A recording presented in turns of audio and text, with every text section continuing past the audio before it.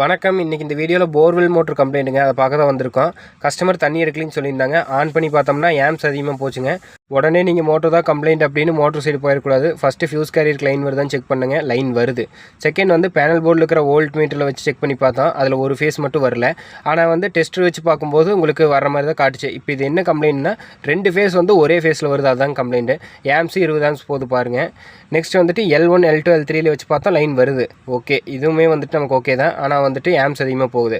இந்த இடத்துல நம்ம மல்டிமீட்டர் இருந்தால் மட்டும்தாங்க நம்ம வந்துட்டு வேலை செய்ய முடியும். இப்போ நான் வந்து மல்டிமீட்டரில் போட்டு செக் பண்ணி பார்க்குறேன். 2 ஃபேஸில் வந்துட்டு 380 வோல்ட் வருது. இன்னும் 2 ஃபேஸ்லேயும் 380 வோல்ட் வருது. இந்த ஒரு ஃபேஸில் மட்டும் 96 வோல்ட் தாங்க வருது. 96 வோல்டேஜ் வந்துச்சுன்னா மோட்டர் ரன் ஆகாது. ஸோ வந்துட்டு டிரான்ஸ்ஃபார்மரில் தான் கம்ப்ளைண்ட்டு.